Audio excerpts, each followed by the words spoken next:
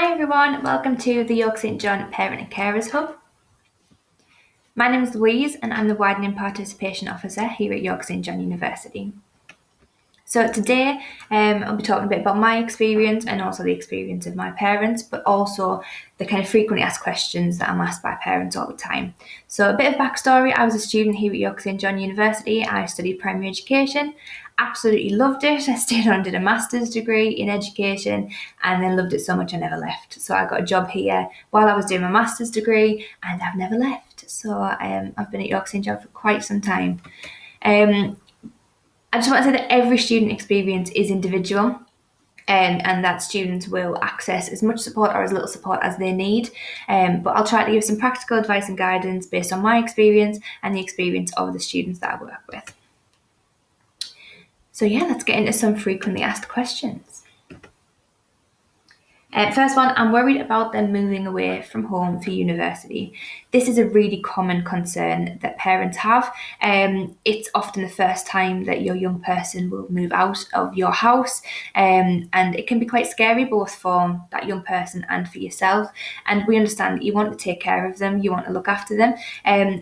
But it can be a really exciting thing as well. I remember when I moved away from home for the first time, I was a little bit nervous, but I was also really excited to become my own person, to do all those really adult things that I didn't have a chance to do before, and to just look after myself for the first time. So do my own laundry, cooking for myself, doing my own grocery shopping, all those kind of things. It's part and parcel of becoming an adult. And it's one of the things that students, when they leave university, they say is, a really good thing that they've learned. And it's just those skills that you learn along the way that no one can teach you. You just have to kind of give it a go and try for yourself. That's not to say that students have to move away to study at university. Students may decide to commute, which means that they would live at the family home and then just commute every day to university or however often they're in. So that is an option as well if they're concerned about moving away. You don't have to, but a lot of students want the kind of social element and the skills that they get from living by themselves for the first time. I don't understand the student finance system. Again, a really, really common question. The student finance system is there to support students in paying for university. So there are a few kind of top tips. I won't use any kind of like monetary terms in this, like thresholds, because we know that it's subject to change. But I will just give you kind of practical advice and guidance. So students don't pay anything up front. That's the first thing. You'll hear a lot in American TV shows about parents saving up to send their young person to college. That's not the same system that we have here in the UK. So you have a tuition fee loan, which you apply for through the Student Finance England. You apply for it and that goes directly from Student Finance to the university and that pays for the course.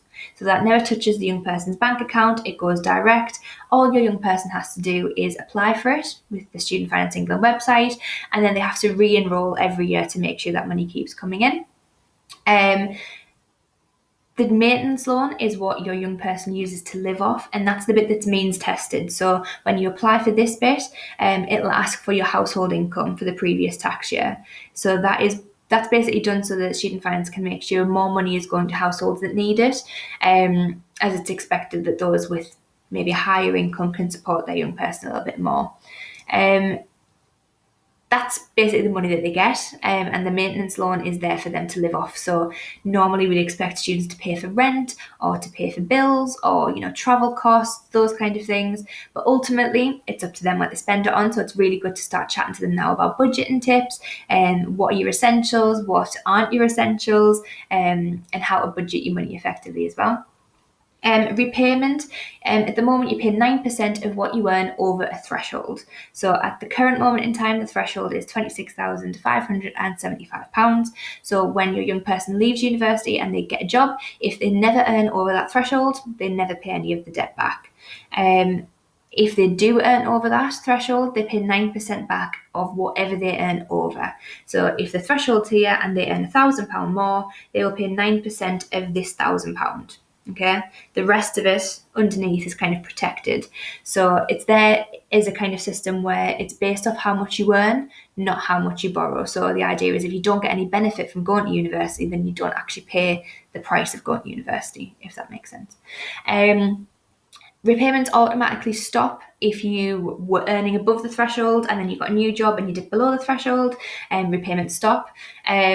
The only time you'll have to manually do anything is if your young person is self-employed. So if they are self-employed, they have to manually deduct their own payments. But normally if you start a job, it'll say on your contract, do you have student debt? You'll tick yes and what type, and then repayments are automatically done by your employer. After 30 years, the debt is wiped. Whether you've paid off none, a little bit, or some of it, it's just wiped after 30 years.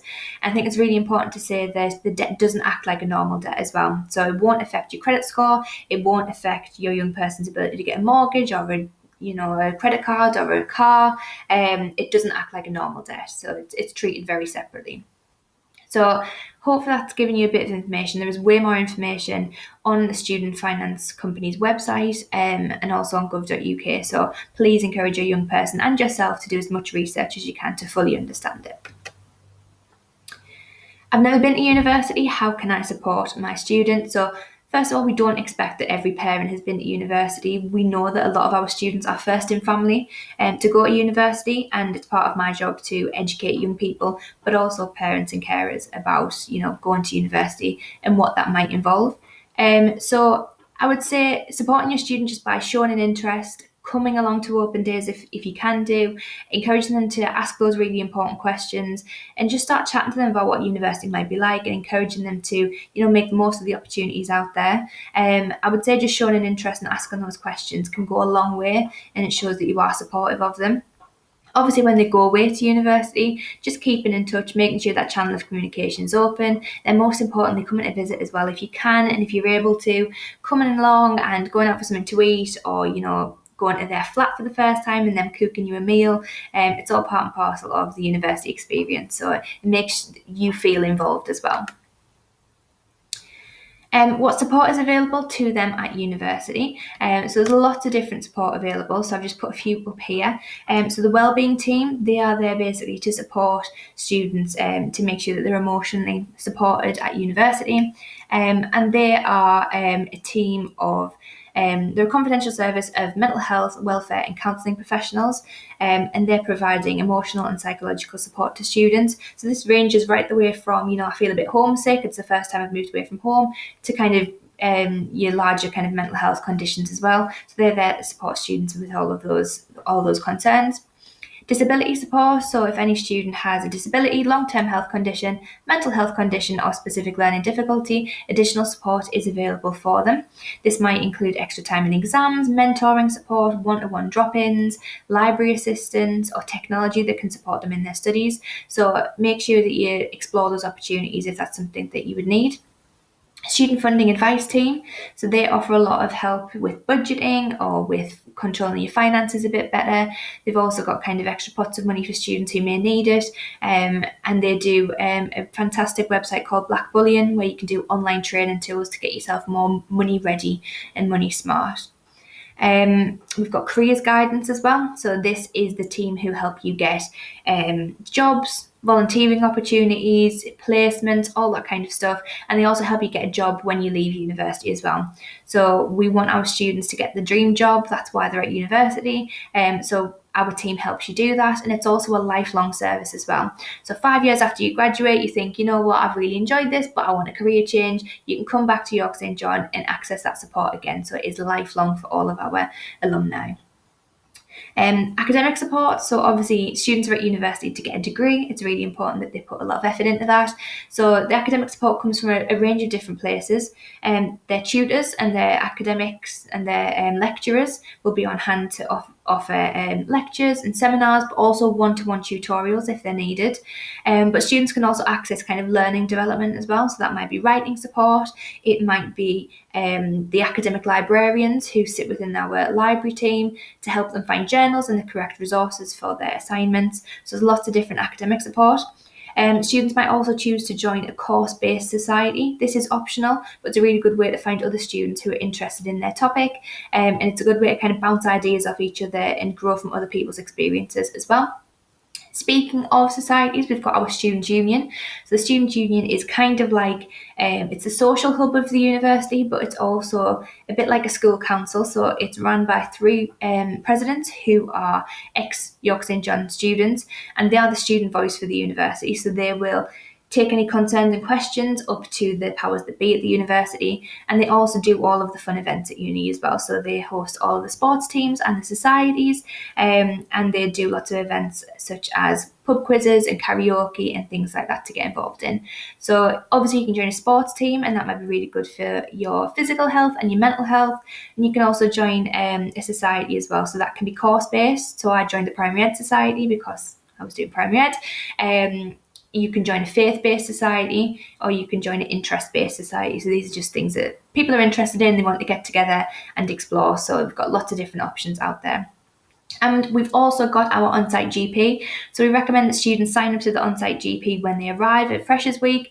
It's on campus, so it's really quick and convenient to get to. And you may also find that waiting times are a little bit shorter as it only caters to students. So it's a really good thing to sign up to, and we can offer a lot of kind of guidance there as well. So that's a bit about the support. Will I get updates on their progress? You won't.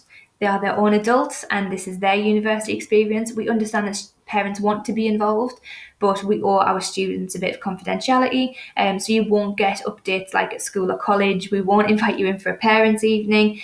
This is their degree, and it's theirs to kind of make the best out of. If students are struggling, we always recommend that students access support, whether that's at the university or whether that's at home. But unfortunately, because of data sharing agreements and GDPR, we can't share students' progress with you. But we do recommend that you keep that channel of communication open with your young person. Make sure that they know that you're interested. Ask them when the next deadline's coming up, when do they get the results back, and hopefully that means that you're kept in the loop. I'm worried about them making friends. This again is a really common thing.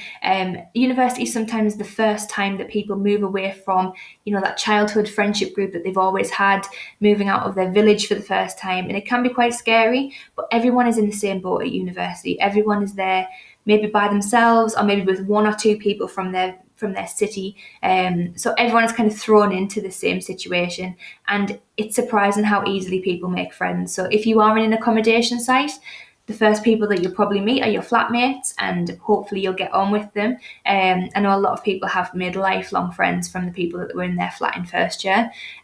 With accommodation, you can choose if you want single sex, mixed sex, or quiet accommodation. So hopefully that'll help you kind of find people who are kind of suited to you and have the same interests as you.